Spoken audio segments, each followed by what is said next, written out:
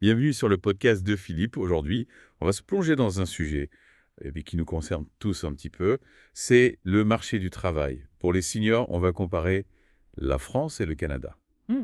On va s'appuyer sur le témoignage de Philippe Waterloos, qui a 56 ans et qui a du mal à retrouver du travail dans l'informatique en France. Oui.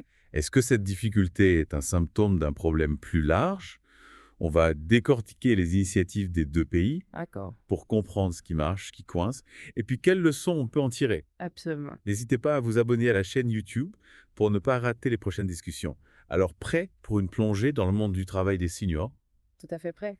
Alors, ce témoignage de Philippe Waterloos, il est assez révélateur d'une réalité qui est un peu complexe. D'un Mmh. côté, on repousse l'âge de la retraite, Oui, et de l'autre, on observe des difficultés pour les seniors à rester sur le marché du travail, c'est ça. surtout dans des domaines dynamiques comme l'informatique.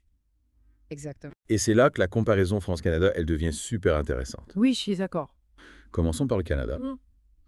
Ils ont mis en place des campagnes de sensibilisation contre l'agisme pour valoriser l'expérience des seniors auprès des employeurs. Qu'est-ce que ça donne concrètement? Alors, au-delà des campagnes de sensibilisation, il y a des actions concrètes, hein. On peut prendre l'exemple du projet Séduction 60-69 ans du Conseil du patronat du Québec. Oui. Ils accompagnent gratuitement les entreprises qui souhaitent intégrer des travailleurs de cette tranche d'âge Mhm. en les aidant à adapter leurs pratiques et puis identifier les compétences recherchées. C'est intéressant, cette prise en charge de l'adaptation des entreprises. Oui. On est loin du simple discours, là. Exactement. Et pour les seniors eux-mêmes, est-ce qu'il y a des programmes pour les aider à se repositionner sur le marché du travail? Absolument. Il y a des initiatives pour convertir les passions des seniors en opportunités professionnelles. Le programme Vivre de sa passion pour l'horticulture. On est un bon exemple. Il aide les plus de 50 ans à se former et à se lancer dans une nouvelle carrière dans l'horticulture. Ah, c'est original, ça. Oui, Au lieu de se focaliser uniquement sur l'emploi traditionnel, on mise sur l'épanouissement personnel et l'entrepreneuriat. c'est ça. Mais est-ce que ça suffit pour garantir un revenu stable? Alors, c'est une question pertinente. Au Canada, on observe aussi une forte promotion de la retraite échelonnée Oui, qui permet aux seniors de réduire progressivement leur temps de travail tout en conservant une source de revenus. d'accord. Donc, c'est une transition un peu en douceur vers la retraite. Et du côté des entreprises, comment les incitons à embaucher des seniors? On a parlé des campagnes de sensibilisation. Oui. Mais y a-t-il des mesures plus concrètes? Oui, le Canada a mis en place tout un arsenal de mesures incitatives pour les entreprises prime salariales, crédit d'impôt, soutien aux revenus. L'objectif est de rendre l'embauche des seniors plus attractive financièrement. Donc, une approche globale qui s'adresse autant aux seniors qu'aux employeurs. Et en France, qu'en est-il là? Y a-t-il des similitudes? On retrouve certaines similarités. Des campagnes de sensibilisation existent comme celle du CINERPA, le syndicat national des entreprises de services à la personne. En France aussi, on commence à reconnaître l'importance de lutter contre les stéréotypes liés à l'âge. C'est encourageant, mais est-ce qu'on va au-delà des discours? Y a-t-il des mesures concrètes pour faciliter l'embauche des seniors? Oui, bien sûr. En France, on a misé sur des dispositifs spécifiques comme l'aide à l'embauche en contrat de professionnalisation pour les plus de 45 ans. D'accord. C'est un coup de pouce pour encourager les entreprises à former et embaucher des seniors. Donc on cible des publics, des situations particulières. Est-ce qu'on pourrait dire que l'approche est plus ciblée, moins globale qu'au Canada? Oui, c'est une observation pertinente. Prenons le cas du CDD senior accessible sans motifs légaux habituels pour les plus de 57 ans.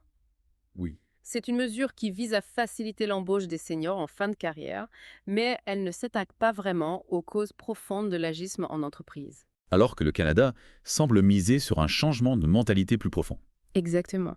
Au Canada, il y a une volonté de créer un écosystème favorable à l'emploi des seniors. On le voit avec des initiatives comme les salons de l'emploi spécialisés pour les 50 ans et plus. Ça permet de mettre en relation directe les entreprises qui recherchent de l'expérience et les seniors qui ont des compétences à offrir. On retrouve ce genre d'initiative en France aussi, avec des forums et des plateformes dédiées à l'emploi des seniors, mais peut-être que l'accompagnement est moins développé, moins personnalisé. C'est possible au Canada, on met l'accent sur la formation continue tout au long de la carrière. Oui. On encourage les travailleurs à se maintenir à jour, à acquérir de nouvelles compétences pour rester compétitifs. Et ça rejoint le cas de Philippe Waterloos, qui travaille dans un domaine en constante évolution. Oui, Est-ce que ce manque de formation continue pourrait expliquer une partie de ces difficultés à retrouver un emploi en France? c'est une hypothèse intéressante en France. Il existe bien sûr des dispositifs de formation continue, mais sont-ils suffisamment adaptés aux besoins des seniors et aux réalités du marché du travail? La question mérite d'être posée. On a beaucoup parlé des initiatives pour favoriser l'emploi des seniors, mais on n'a pas encore abordé la question des incitations financières pour les entreprises au Canada. On a parlé de primes et de crédits d'impôt. Qu'en est-il en France? En France, le débat sur les exonérations de charges pour l'emploi des seniors est encore en cours. Hmm, C'est un sujet sensible car certains craignent que cela ne crée une discrimination à l'embauche. C'est vrai qu'il faut trouver un équilibre. On veut encourager l'emploi des seniors sans pour autant stigmatiser les autres catégories de travailleurs. C'est tout l'enjeu. Le Canada a fait le choix d'une approche incitative forte à assumer. Oui. En France, on est peut-être plus frileux, plus prudent. Et ça nous amène à la question de la vision globale au Canada. On semble avoir une vision positive de l'apport des seniors dans l'entreprise. On met en avant leurs atouts, l'expérience, la stabilité, la loyauté en France. Est-ce qu'on a encore du mal à se défaire de certains préjugés? Oui, je pense qu'il y a encore un travail de fond à faire pour changer les mentalités. On a tendance à se focaliser sur les coûts, les risques, les difficultés d'adaptation, alors qu'au Canada, on valorise l'expérience, le savoir-être, la sagesse des seniors. Il y a un discours qui fait du bien, mais concrètement, qu'est-ce qu'on peut faire pour changer les choses en France? Faut-il copier le modèle canadien? Ou bien la France doit-elle trouver sa propre voie? Il ne s'agit pas de copier, mais de s'inspirer des bonnes pratiques. Le Canada nous montre qu'il est possible de créer un environnement favorable à l'emploi des seniors. Il faut s'adapter aux réalités françaises, bien sûr. Mais en gardant à l'esprit cet objectif, valoriser l'expérience et favoriser l'inclusion. Alors concrètement, quelle piste d'action pour la France? Qu'est-ce qu'on pourrait mettre en place pour s'inspirer du modèle canadien? Un élément clé serait de changer le discours, comme on l'a évoqué, mettre en avant les atouts des seniors, leur expérience, leur savoir-faire, leur loyauté, une campagne nationale de communication positive et impactante pour lutter contre les stéréotypes. Ça serait un bon début. Oui, il faut que les entreprises perçoivent les seniors comme une richesse et non comme un poids. Imaginez des campagnes mettant en scène des seniors performants et épanouis dans leur travail. Ça pourrait vraiment faire évoluer les mentalités. Exactement. Et pourquoi ne pas créer un label entreprise amie des seniors pour valoriser les structures qui s'engagent activement en faveur de l'emploi des plus de 50 ans? Ah, c'est une excellente idée, un peu comme les labels de qualité environnementale. Mais pour l'inclusion des seniors, ça encouragerait les entreprises à adopter des pratiques plus inclusives. Et puis, n'oublions pas l'importance de la formation continue. Il faut aider les seniors à se maintenir à jour, à acquérir de nouvelles compétences, à s'adapter aux nouvelles technologies. Oui, la formation est essentielle pour rester compétitif sur le marché du travail, quel que soit son âge. On pourrait proposer des formations spécifiques aux seniors, adaptées à leurs besoins et à leur rythme d'apprentissage. Et n'oublions pas l'importance de l'accompagnement personnalisé des structures, comme le Conseil du patronat du Québec au Canada, offrant un accompagnement aux entreprises pour les aider à recruter et à intégrer des seniors. Ce type d'initiative pourrait être très bénéfique en France. Absolument, un accompagnement individualisé permettrait de mieux cerner les besoins des seniors et de les mettre en relation avec les entreprises qui recherchent leurs compétences. En résumé, la France a des pistes concrètes pour améliorer l'emploi des seniors, en s'inspirant des bonnes pratiques canadiennes, en changeant le discours, en investissant dans la formation et l'accompagnement. On peut créer un environnement plus favorable à l'intégration des seniors dans le monde du travail. Et n'oublions pas que l'emploi des seniors est un enjeu de société majeur. C'est une question d'équité et de justice sociale, mais aussi de dynamisme économique. En valorisant l'expérience des seniors, on enrichit notre société et on prépare un avenir plus serein pour tous. Voilà une conclusion qui donne à réfléchir. Merci de nous avoir suivis pour cette plongée dans le monde de l'emploi des seniors. On espère que cette comparaison France-Canada vous aura éclairé et inspiré. N'hésitez pas à partager vos réflexions et vos expériences sur le sujet dans les commentaires. Et surtout, n'oubliez pas de vous abonner à la chaîne YouTube, le podcast de Philippe, pour ne manquer aucun de nos prochains épisodes. À bientôt. En France, on a davantage misé sur des dispositifs spécifiques, comme l'aide à l'embauche en contrat de professionnalisation pour les plus de 45 ans. Oui. C'est un coup de pouce pour encourager les entreprises à former et embaucher des seniors. Donc on cible les publics et des situations particulières. Oui. Est-ce qu'on pourrait dire que l'approche est plus ciblée, moins globale qu'au Canada? Oui, c'est une observation pertinente. Prenons le cas du CDD senior accessible sans motifs légaux habituels pour les plus de 57 ans. C'est une mesure qui vise à faciliter l'embauche des seniors en fin de carrière, mais elle ne s'attaque pas aux causes profondes de l'agisme en entreprise. Alors que le Canada semble miser sur un changement de mentalité plus profond. Exactement. Au Canada, il y a une volonté Créer un écosystème favorable à l'emploi des seniors. On l'observe dans les initiatives, comme les salons de l'emploi spécialisés pour les 50 ans et plus. Oui. Ça permet de mettre en relation directe les entreprises qui recherchent de l'expérience et les seniors qui ont des compétences à offrir. On retrouve ce genre d'initiative en France aussi, avec des forums et des plateformes dédiées à l'emploi des seniors, mais peut-être que l'accompagnement est moins développé, moins personnalisé. C'est possible, au Canada, on met l'accent sur la formation continue tout au long de la carrière. On encourage les travailleurs à se maintenir à jour, à acquérir de nouvelles compétences pour rester compétitifs. Et ça rejoint le cas de Philippe Waterloo, qui travaille dans un domaine en constante évolution. Est-ce que le manque de formation continue pourrait expliquer une partie de ces difficultés à retrouver un emploi en France? C'est une hypothèse intéressante en France. Il existe des dispositifs de formation continue, mais sont-ils suffisamment adaptés aux besoins des seniors et aux réalités du marché du travail? La question mérite d'être posée. On a beaucoup parlé des initiatives pour favoriser l'emploi des seniors, mais on n'a pas encore abordé la question des incitations financières pour les entreprises au Canada. On a parlé de primes et de crédits d'impôt, qu'en est-il en France?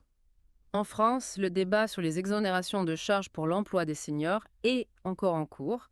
C'est un sujet sensible, car certains craignent que cela ne crée une discrimination à l'embauche. C'est vrai qu'il faut trouver un équilibre.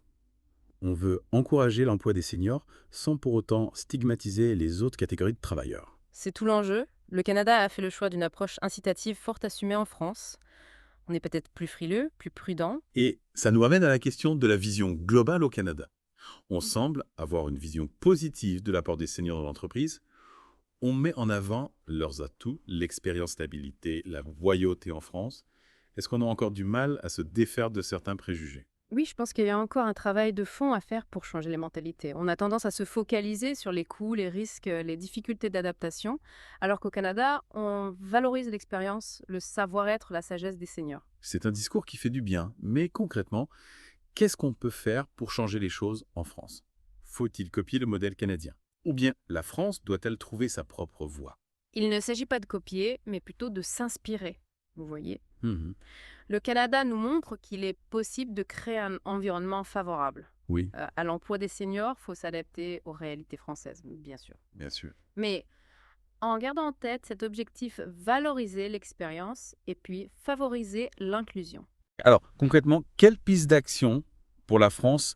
Qu'est-ce qu'on pourrait mettre en place pour s'inspirer du modèle canadien? Un élément clé, ce serait de changer le discours, comme on l'a évoqué. Oui. Mettre en avant les atouts des seniors, leur expérience, leur savoir-faire, leur loyauté. Une campagne nationale de communication positive et impactante pour lutter contre les stéréotypes. Ça serait un bon début. Oui, il faut que les entreprises perçoivent les seniors comme une richesse et non comme un poids. Imaginez des campagnes mettant en scène des seniors performants épanouis dans leur travail. Ça pourrait vraiment faire évoluer les mentalités. Exactement. Et pourquoi ne pas créer un label entreprise amie des seniors pour valoriser les structures qui s'engagent activement en faveur de l'emploi des plus de 50 ans? C'est une excellente idée, un peu comme les labels de qualité environnementale. Voilà. Mais pour l'inclusion des seniors, ça encouragerait les entreprises à adopter des pratiques plus inclusives. Et puis, n'oublions pas l'importance de la formation continue. Il faut aider les seniors à se maintenir à jour, à acquérir de nouvelles compétences, à s'adapter aux nouvelles technologies. Oui, la formation est essentielle pour rester compétitif sur le marché du travail, quel que soit son âge. On pourrait proposer des formations spécifiques aux seniors, adaptées à leurs besoins et à leur rythme d'apprentissage. Et n'oublions pas l'importance de l'accompagnement personnalisé. Des structures comme le Conseil du patronat du Québec au Canada offrent un accompagnement aux entreprises pour les aider à recruter et à intégrer des seniors. Ce type d'initiative pourrait être très bénéfique en France. Absolument, un accompagnement individualisé permettrait de mieux cerner les besoins des seniors et de les mettre en relation avec les entreprises qui recherchent leurs compétences. En résumé, la France a des pistes concrètes pour améliorer l'emploi des seniors en s'inspirant des bonnes pratiques canadiennes, en changeant le discours, en investissant dans la formation. Et l'accompagnement, on peut créer un environnement plus favorable à l'intégration des seniors dans le monde du travail. Et n'oublions pas que l'emploi des seniors est un enjeu de société majeur. C'est une question d'équité et de justice sociale, mais aussi de dynamisme économique. En valorisant l'expérience des seniors, on enrichit notre société et on prépare un avenir plus serein pour tous. Voilà une conclusion qui donne à réfléchir. Merci de nous avoir suivis pour cette plongée dans le monde de l'emploi des seniors. On espère que cette comparaison France-Canada vous aura éclairé et inspiré. N'hésitez pas à partager vos réflexions et vos expériences sur le sujet dans les commentaires. Et surtout, n'oubliez pas de vous abonner à la chaîne YouTube, le podcast de Philippe, pour ne manquer aucun de nos prochains épisodes. À bientôt.